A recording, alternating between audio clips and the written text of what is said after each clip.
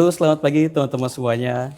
Di sini kita jumpa di IBC Podcast, di mana kami coba untuk sharing ke teman-teman semua terkait dengan apa itu EV ecosystem, kendaraan listrik, baterai, dan juga apa value proposition Indonesia dalam pengembangan ekosistem kendaraan listrik tadi.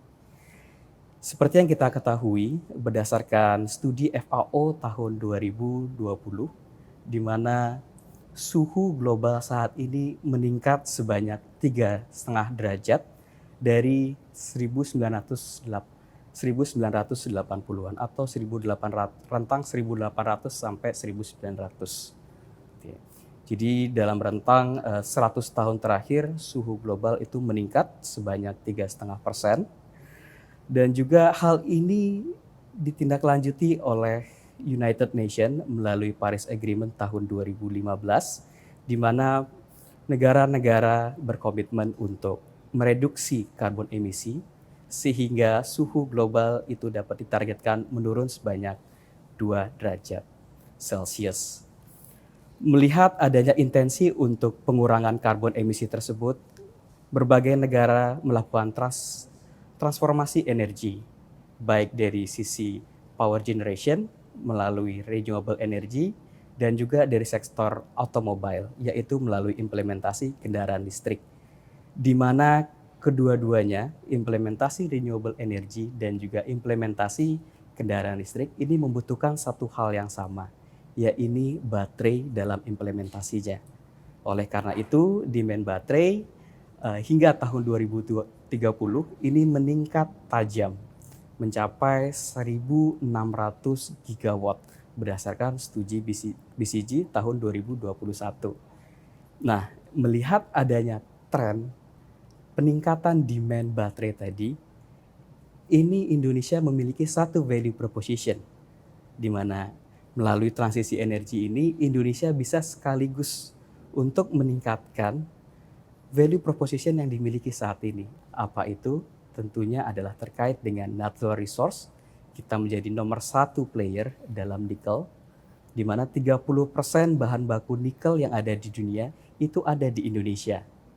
Dan juga dari sektor market, dari sektor industrial, Indonesia ini sudah sangat terbiasa dalam pengembangan industrialisasi kendaraan yang nantinya dapat dikembangkan menjadi industrialisasi baterai terintegrasi dari hulu, dari tambangnya hingga sampai hilir baterai selnya ataupun bahkan sampai dengan recycle-nya.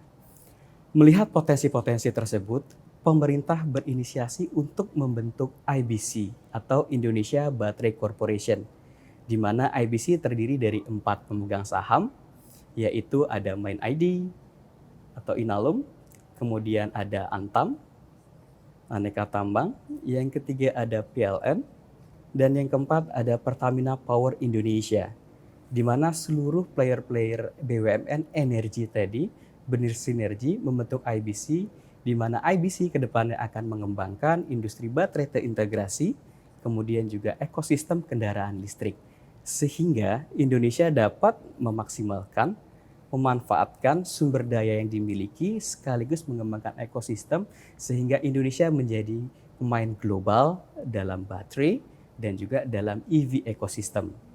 Nah, tentunya dalam pengembangan implementasi terkait dengan hilirisasi baterai, akselerasi ekosistem kendaraan listrik yang ada di Indonesia sehingga Indonesia bisa menjadi global player, tentunya diperlukan payung-payung hukum, payung-payung regulasi dan kebijakan publik sehingga ekosistem terintegrasi yang tadi diinisiasi oleh pemerintah melalui IBC ini dapat terakselerasi, sekaligus akselerasi adopsi masyarakat untuk mengadopsi dari kendaraan listrik tadi.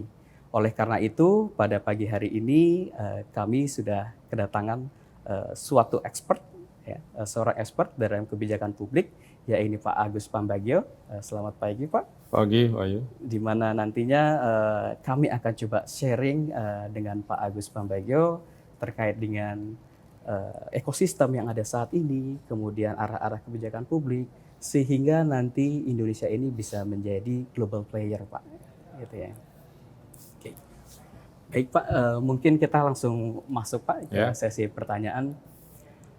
Untuk saat ini kendaraan listrik ini sepertinya sangat seksi gitu Pak di masyarakat gitu ya, terkait dengan adopsinya, terkait dengan infrastruktur.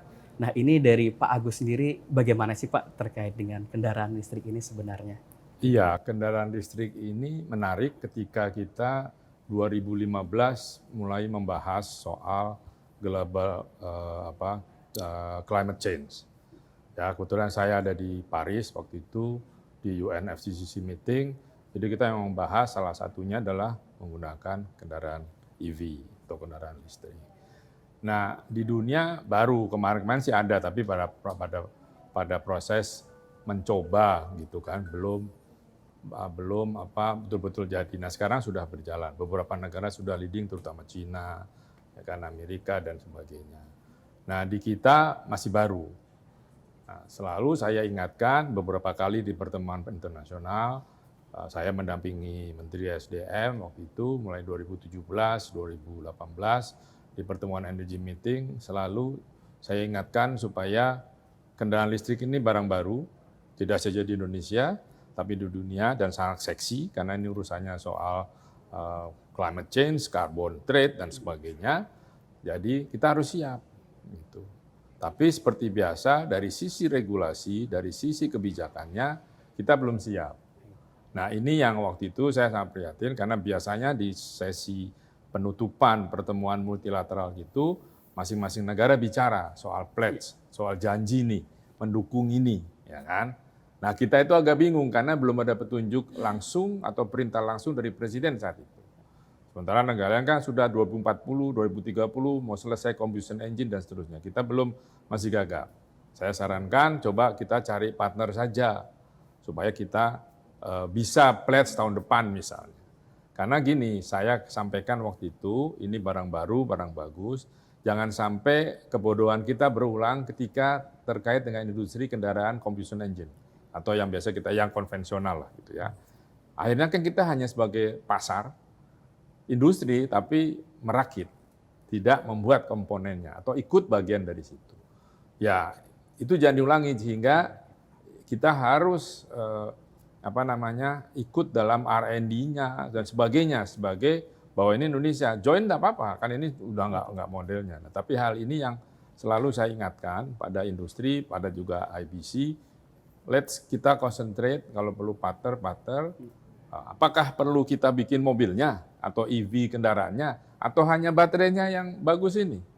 Kan kalau bisa baterainya segede baterai HP kan, kita tinggal tancap jalan. Nah itu, karena kita punya resources-nya, kita memanfaatnya bagaimana? Kan tidak semua negara itu membuat kendaraannya. Ya kan, komputer misalnya. Singapura tidak bikin komputer, dia cuma chipnya, rakit segala.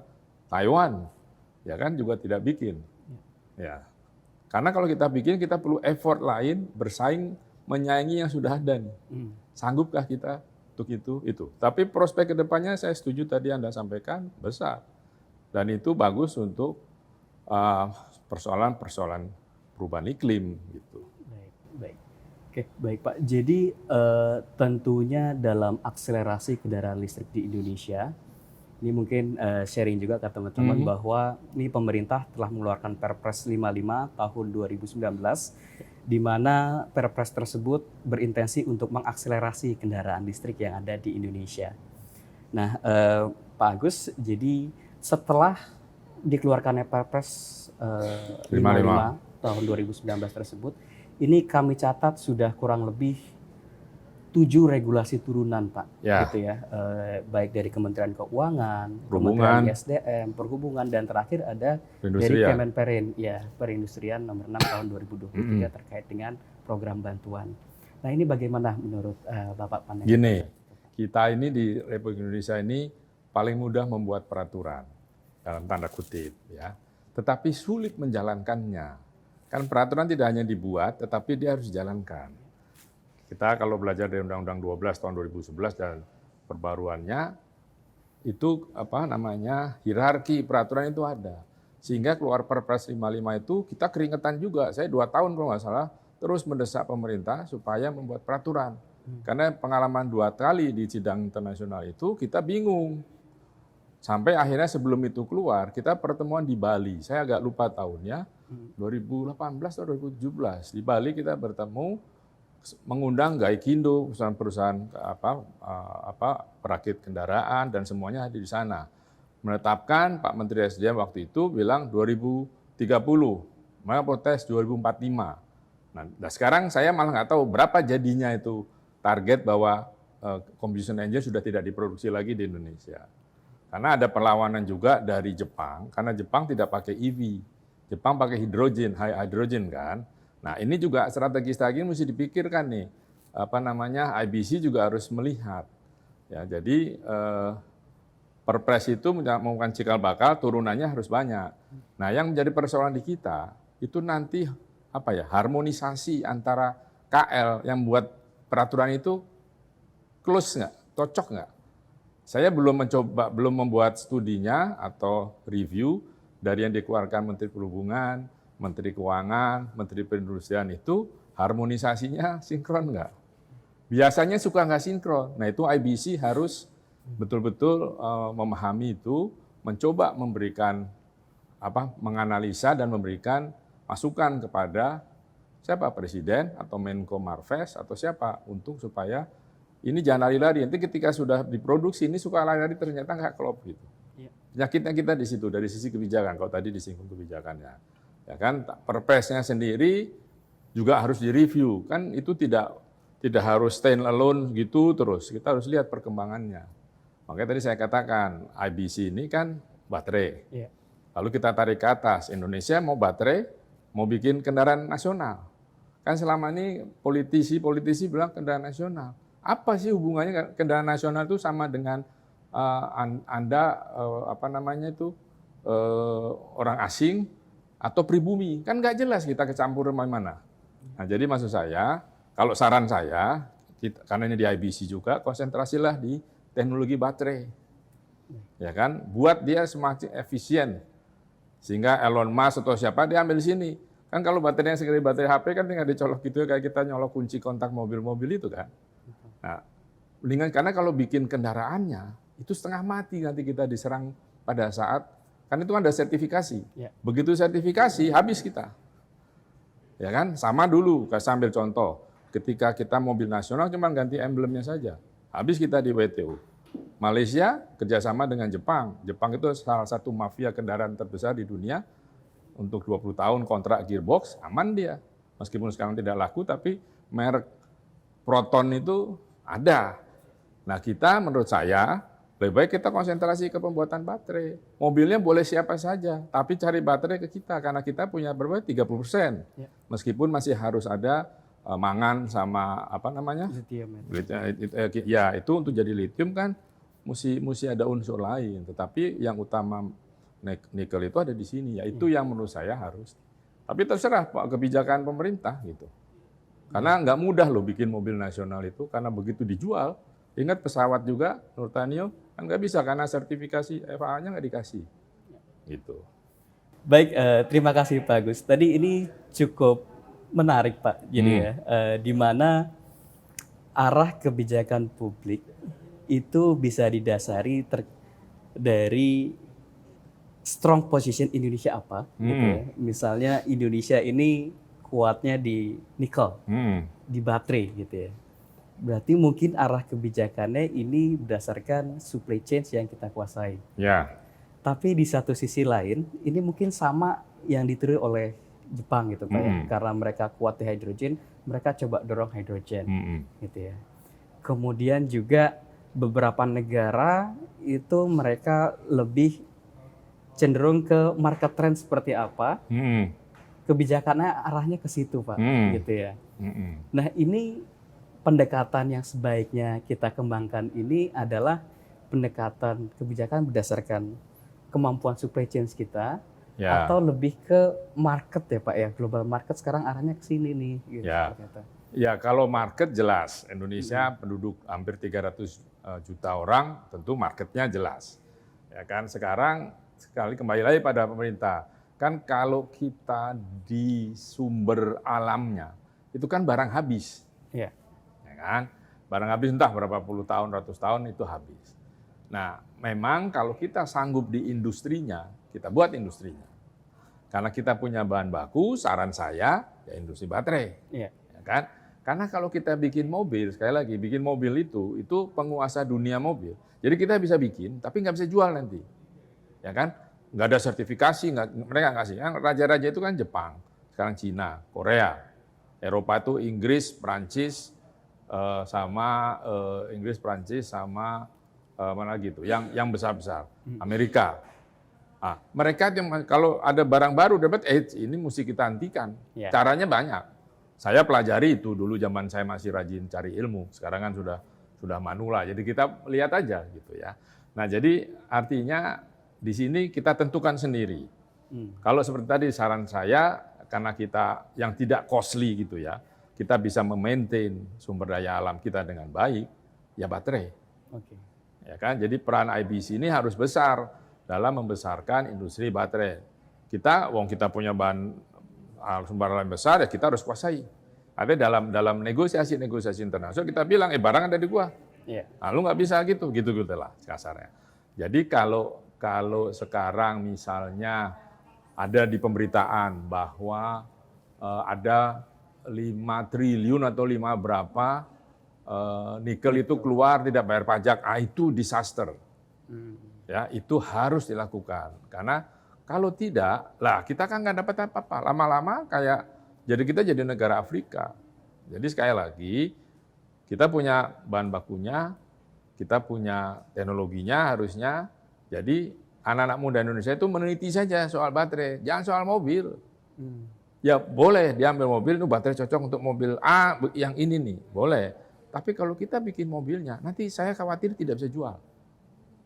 Pasti susah dijual, yang lebih dulu. Kan sebelum saya katakan tadi waktu kita off air, bahwa 2018 itu Filipina dan Thailand sudah lebih maju dari kita. Peraturan sudah ada, dia sudah kerjasama, ada yang dengan Hyundai, ada yang dengan Nissan, saya lupa di antara dua itu. Nah, mereka pasti sudah lebih advance. Kan kalau kita baca di media-media, tahun 2000 berapa itu Thailand akan 50% EV. Nah kan kita masih ketinggalan. Nah kita pegang saja di ininya. Karena kalau bikin mobil, bikin itu kita pasti bisa. Cuman jualnya. Atau kita mau pakai di sini, kita molok, nanti kena WTO lagi. Nah ini yang harus dipikir oleh IBC, jajaran pimpinan IBC, yang terus pemerintah, diapain? Nggak usah malu lah kita nggak punya mobil nasional. Buat apa? Orang juga nggak ini. Itu panjang sekali rantainya. Mendingan bikin aja baterainya ini, kita menjadi leading, jadi teknologi kita kuasai semua. Ya, untuk baterai, sampai saya ngebayang kecil aja kayak kita nyolokin kunci kontak mobil kan, masukin sudah ada. Kemampuannya bisa sekian 1000 kilometer misalnya. Itu lebih seksi, karena mereka pasti cari kita. Nah itu, tetapi tetap kita perlu kerjasama, iya untuk R&D-nya. Jadi strategi untuk mau kemana ke depan itu sekarang inilah yang penting. Nah untuk itu ditunjang dengan berbagai peraturan yang mendukung. Apakah taxes, apakah insentif-insentif lain, termasuk di jalan bisa gitu-gitulah. Nah ini yang menurut saya lebih pas untuk Indonesia, karena sekali lagi konversi energi itu mahal. Nah kita harus biaya itu. Baik. Menarik Pak. Jadi memang untuk mengakselerasi itu semua tentunya dibutuhkan tadi Pak ya, kesinambungan antara teknologi, supply chain, dan tentunya pasar dan kebijakan-kebijakan untuk mendorong pasar tadi tersebut. Jadi di sini kan kita tentunya kebijakan-kebijakan publik, regulasi ini ada suatu benchmark ya Pak ya. Benchmark dari global country ini seperti apa nih? Ini kan kalau kita lihat seperti Norwegia, itu mereka memberikan insentif mungkin udah ribuan US dollar nih, gitu ya. Kemudian kalau kita tarik lagi sedikit ke India, itu sekitar 850 US dollar per motor. Amerika hampir 5.000 US dollar sekian, gitu ya. Nah, kalau kita mengacu atau melakukan benchmark ya ke regulasi-regulasi kebijakan tersebut, ini Indonesia saat ini posisinya seperti apa nih Pak? Gitu ya. Ya, kita dari kira-kira 8, 7 atau 8 peraturan di luar Perpres ya. Itu saya belum melihat track kita mau kemana. Kan produksi mobil itu bukan hanya Wuling dan Hyundai. Kayaknya dikasih insentif 2 merek itu. Sementara banyak masuk merek lain di sini. Nah, itu juga mengganggu. Wah, saya mau beli itu masih mahal. Saya mau beli merek ini harus beli ini. Nah, apa yang kita dapat dari Hyundai dan Wuling untuk peraturan kita bisa melindungi, itu kan sama menurut saya dari sisi kebijakan, itu melindungi 2 industri itu. Itu nanti jangan-jangan bisa kena WTO loh itu. Jadi kalau gitu sebut aja, jangan sebut merek.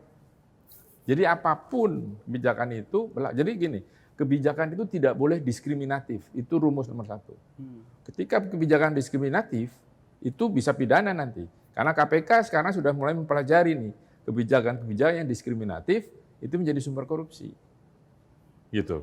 Nah, ini yang menjadi persoalan ketika saya baca kok cuma 2 merek gitu. Sebaiknya saran saya segera diubah untuk semua EV. Nah, tentu kan diimbangi dengan sebetulnya kocek pemerintah ini tahan buat berapa. Ya kan? Karena kebijakan itu biasanya fiskal.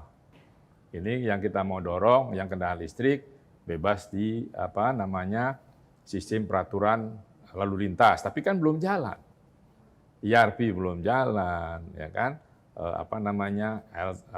ETLE belum jalan, terus banyak hal belum jalan. Misalnya apakah bebas atau berdiskon di jalan tol, gitu kan? Itu kan juga ada algoritma yang harus disetting bahwa mobil merek ini lewat. Sekarang kan masih pakai ngetap kartu, katanya mau MLFF itu multi lane free flow. Kita belum tahu. Nah, jadi sekarang memang harus pastikan dulu pemerintah ini mau kemana dengan EV. Karena konversi energi itu mahal. Misalnya Vietnam itu gagal menggunakan PV, solar cell. Karena udah kebanyakan, tetap kan harus apapun energi terbarukan ini harus ada storage-nya. Ya kan, di kita kan storage-nya mau minta ke PLN, tapi nggak mau bayar. Ya lalu yang bayar investasinya siapa? PLN. Kan itu juga persoalan, makanya power wheeling itu gagal. Nah, jadi sekarang pastikan dulu pemerintah mau kemana nih arah industrinya. Kalau saran saya, pastikan arah industrinya, ya sudah ambil aja ini. Karena ini nggak banyak. Karena mahal tadi barang dasarnya. Jadi kita konsentrasi saja. Taiwan di chip. Kan semua chip itu Intel segala macam di Taiwan. Nah, jadi menurut saya kita konsentrasi aja. Bikin yang baterai sekecil kantongin. Jadi kita jalan kantongin nggak usah cari SPKLU gitu misalnya. Kan bisa. Itu yang harus dikembangkan oleh IBC menurut saya. Jadi sebenarnya dengan value proposition Indonesia tadi sebagai nomor 1 di dunia, itu sebenarnya Indonesia itu berpeluang dalam tanda kutip menjadi Saudi Aramco-nya baterai value chain seperti itu. Ya.